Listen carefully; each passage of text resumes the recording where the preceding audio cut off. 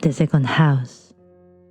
This area within the birth chart that is so important for each one of us.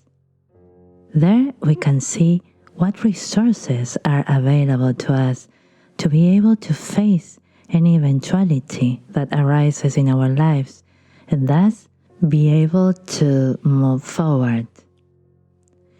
It is true that within traditional astrology, we call the second house the house of money and possessions. And of course, it makes sense, since having money enables us to acquire what we need in any eventuality. However, when we see the second house as a space where we look for whether we will have money or not, whether we will be able to pay our bills or achieve material security, we are actually using astrology as an oracle. In reality, the birth chart is not a divination tool, but a map of our essential geometry which describes potentialities, challenges, and the multidimensional reality of ourselves. The second house specifically describes the personal resources we have access to in order to provide for ourselves and to be able to self-sustain. At a cultural level, many of us are completely invaded by goals and paths to follow that do not correspond to our inner truth, but rather are products of cultural processes and even spiritual concepts about what money, work, and success are. This is how we have followed paths that are not our own, which have forced us to develop skills that do not naturally arise from within us. These paths are paved with notions acquired through our ancestors, our parents, or our culture.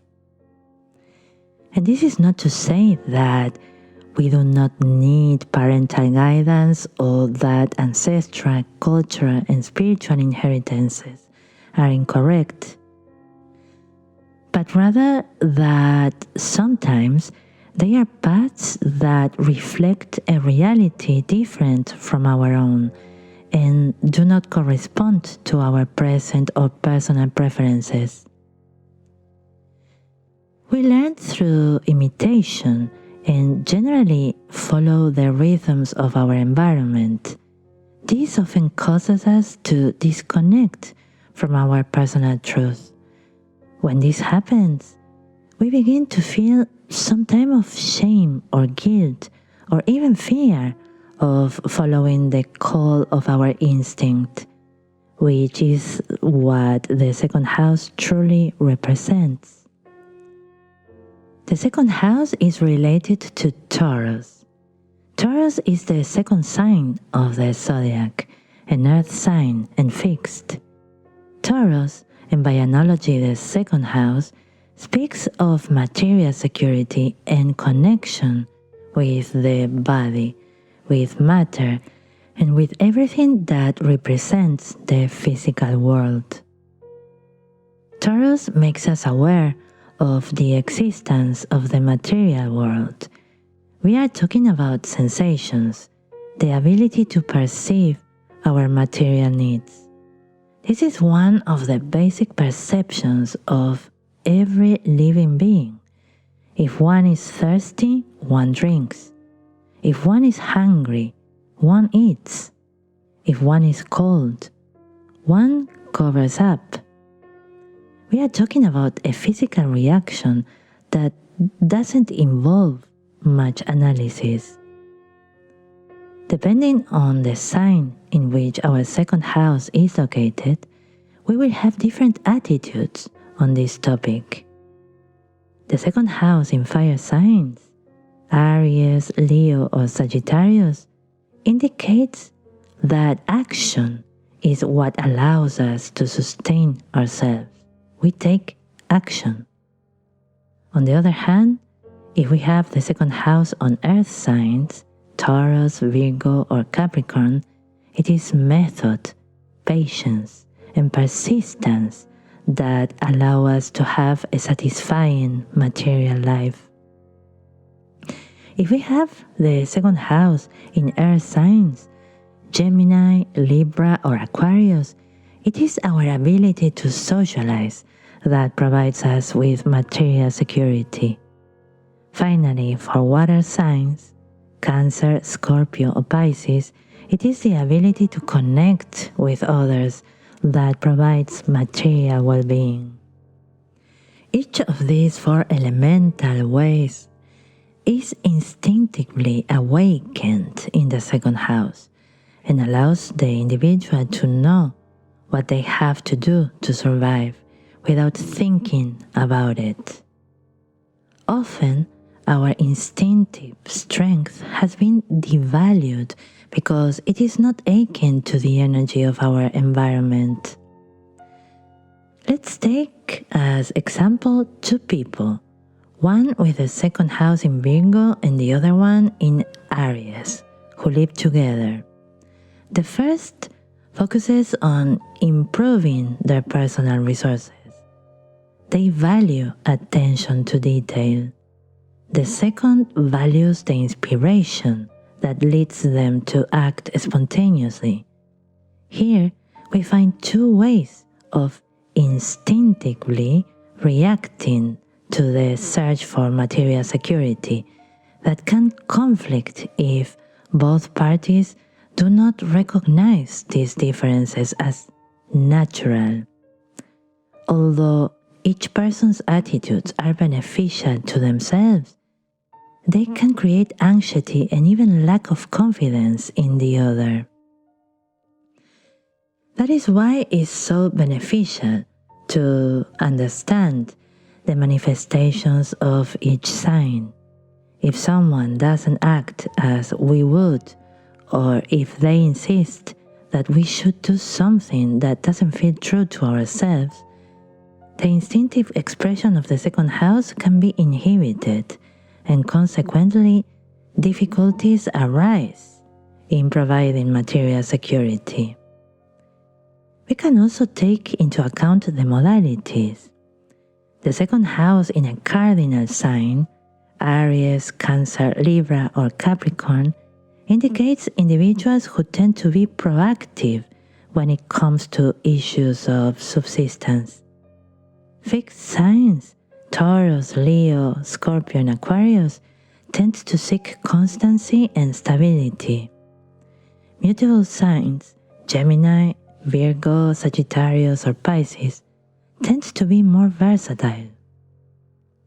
As we can see, I haven't talked about money and possessions yet, but really about attitudes. For this same reason, the second house is intimately linked to self-esteem. If our way of approaching our subsistence is in some way judged by our environment, we can carry a negative self-image regarding our ability to self-sustain. As a result, we begin to have money problems or self-esteem problems, and we stop following our instinct and do what we believe is best according to the feedback we receive from the external world. So, how do we solve these issues? From my point of view, I believe that before we can move forward, we have to work on these self-esteem issues through awareness of these differences. In that sense, it's quite simple.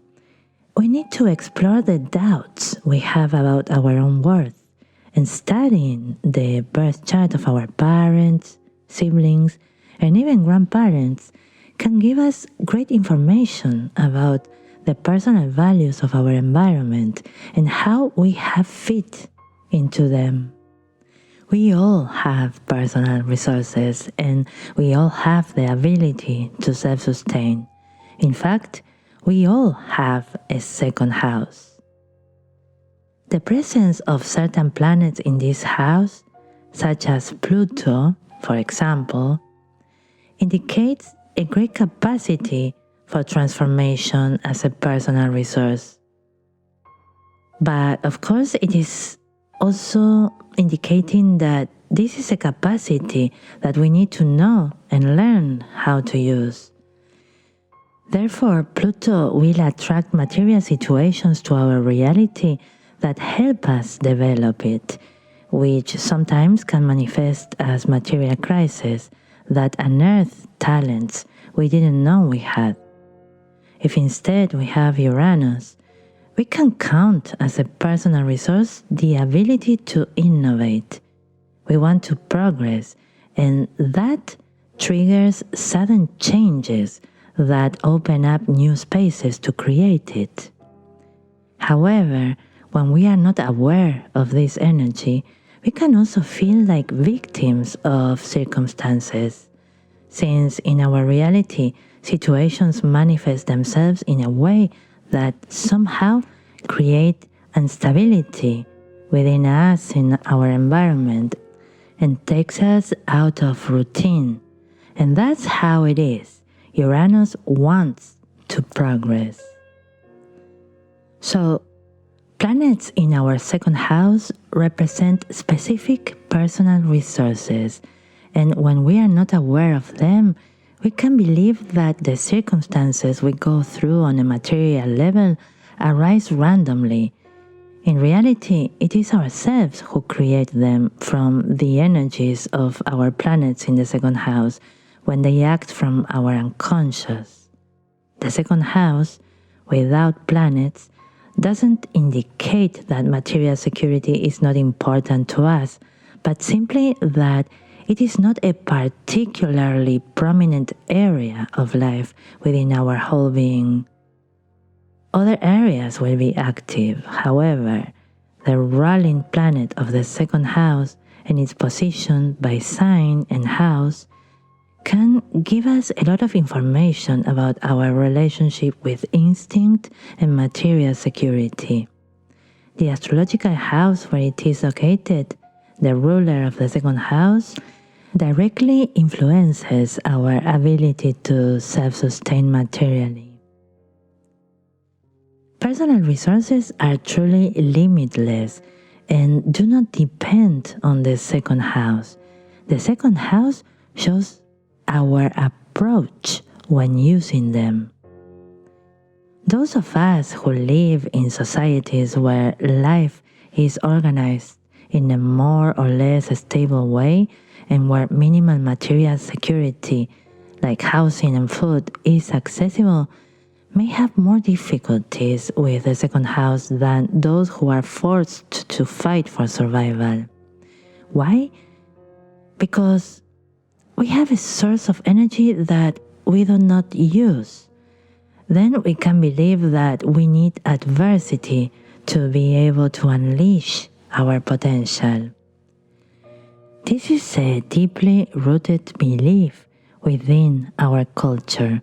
In reality, what happens is that we have an intuition that we have a much greater potential than what we are currently using.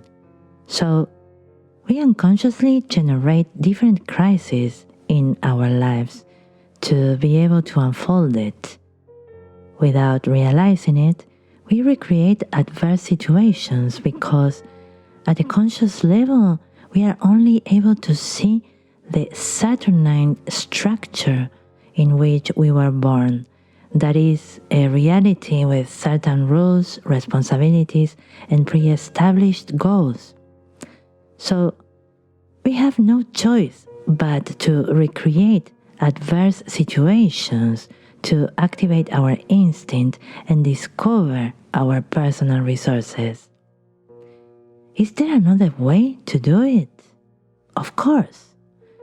We only need to look at Steve Jobs or Elon Musk to see how far a person can go who doesn't waste time going in circles without knowing where to direct their talents, and the countless human beings of whom we don't have information. But as I said at the beginning, the path of the second house requires trust in our own abilities. And for that, we need to learn to follow our own instinct and let go of what doesn't correspond to our personal values. Then, when we achieve this, we will gradually gain confidence. I don't know how many of you are familiar with the tarot decks. For me, the planets of the second house resemble the major arcana strength. There we see a lion and a woman.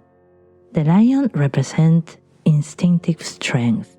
The woman represents the strength of consciousness.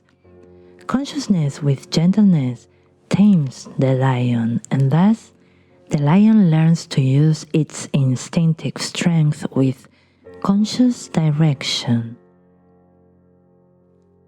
Believing that we should know how to do things right from the beginning of our lives is basically absurd.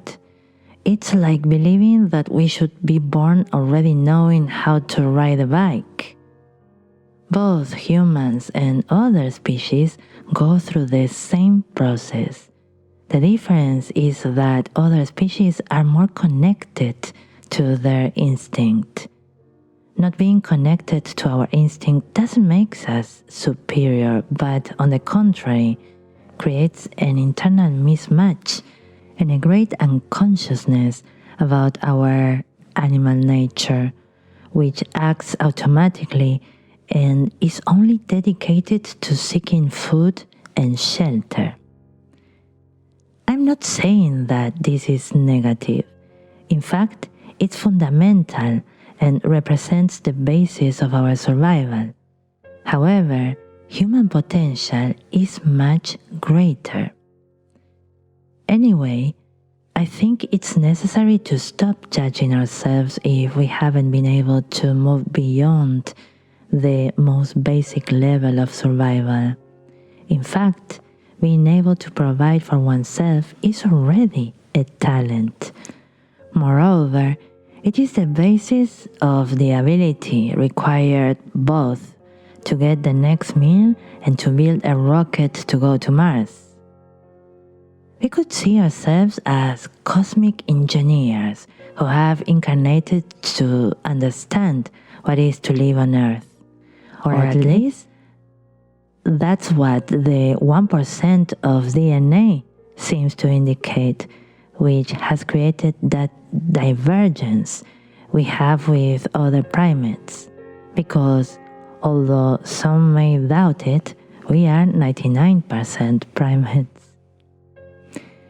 Even though in the 21st century we have developed various possibilities that allow for subsistence based on our particular talents, there is still much more to be done in this regard. There is still a strong tendency to govern society in a generalized way, that is, as if we were a herd. Therefore, many times we have to mold ourselves to what is expected to us and not necessarily develop our own essential geometry. And in fact, as we begin to develop as individuals, we no longer see social animals like cows or sheep, which are very happy living in herds, as if they had no individuality. With the transit of Pluto in Capricorn, we are going through a transformation where the focus is on recognizing internal authority, which makes us the captains of our own reality. Of course, it should also be remembered that Pluto has already been in Capricorn 248 years ago, and it also visited that sign 248 years before that last time. From astrology, we see this is an evolutionary process that repeats periodically. That is, although it may be difficult For some to believe, we are not at the pinnacle of human civilization. As a species, we are in a constant state of evolution. It is possible that in 248 years, future humans will see us as quite backward and ancient. Our personal resources are conditioned by the time and place in which we were born. In the second house, we connect with instinct, and it adapts according to the world around us. For example, if we are farmers, we know that in order to survive, we need to plant, cultivate, and harvest to get through the winter. In contrast, if we live in the city, what we need is money to be able to go to the supermarket, for example. Of course, the farmer must buy the seeds. That's why he sells his crops. Nowadays, there are also self-sustaining communities that seek to live without money. However, if we have a relationship with money that produces pain or discomfort, and therefore we decide that it is better to reject it, it is possible that this is a disconnection that we have with the second house. Off-the-grid communities generally seek to reconnect with the instinctive capacity for self-sustainability without being conditioned by cultural or corporate values of society. Of course, there may be some that, like so many people, see money as something negative. In reality, money is a tool that has been used for subjugation in many cases, but it is not money that produces pain, but the unconsciousness of those who uses it in this way.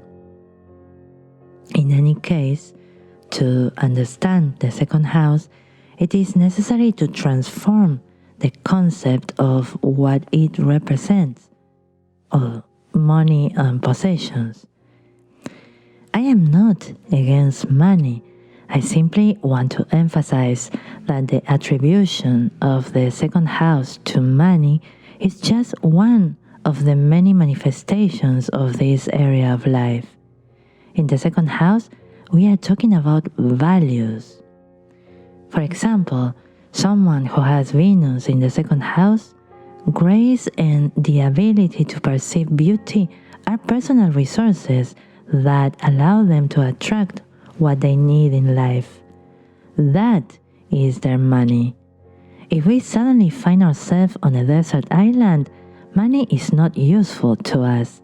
So Venus in the second house can be seen as the ability to climb that palm tree without losing balance. Another important aspect of the second house is that it is tremendously individual.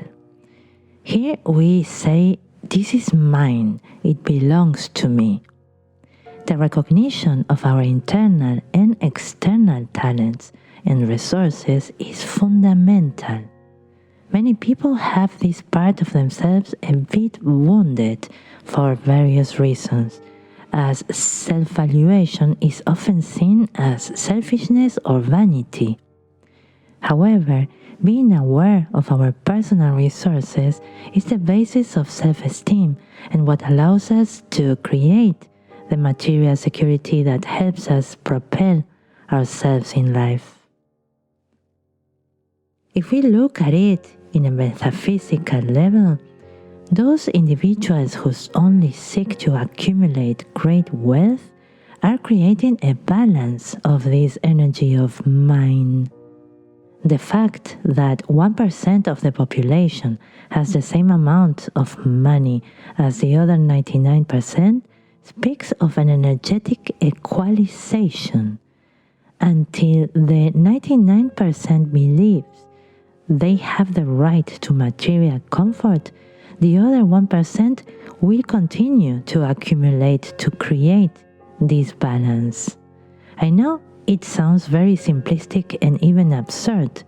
However, this is how squares and oppositions work in astrology. At an evolutionary level, extremes will become increasingly intense, something very Plutonian, until the 99% feels so oppressed that they instinctively feel entitled to a better quality of life. If, on the other hand, that 1% decides to give each one of us, the 99%, an iPhone, for example, and that's enough for us to feel better, then we are facing a new manifestation of what is called the enlightened despotism, something that happened the last time Pluto transited Capricorn and Aquarius, with Catherine the Great being an example.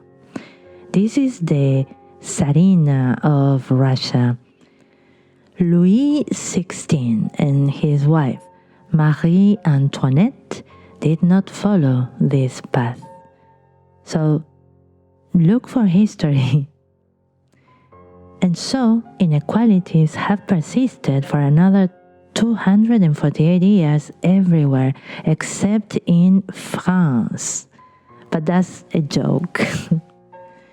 So, investigating our second house is a good way to reconnect with our personal values. If we have the second house in Pisces, we value empathy and compassion. That's the capital for the ascendant in Aquarius or Aquarius rising. If, on the other hand, we have the second house in Capricorn, our capital is an entrepreneurial spirit, a great ambition, which provides resources for an ascendant in Sagittarius to go on adventure. Aries values bravery, but Cancer values love, and so on. When we have material problems, when we go through difficulties to be able to survive on our own, observing the second house compared to our personal reality can help us easily to see how aligned we are with the energy of our essential self. Well, that's all for today. I hope you have enjoyed this information, this astrological way of seeing reality, and I invite you to leave questions or suggestions for new topics to be discussed here on the podcast. This podcast is available in all platforms, Spotify, Apple, and Substack, and also in my YouTube channel. In the comments, you will find a link to subscribe to my Substack, Astrology for the Everyday Mystic, where you can not only access to the podcast, but also read articles about astrology and above all, receive information about what's new on all platforms. Thank you very much for listening, and until the next time.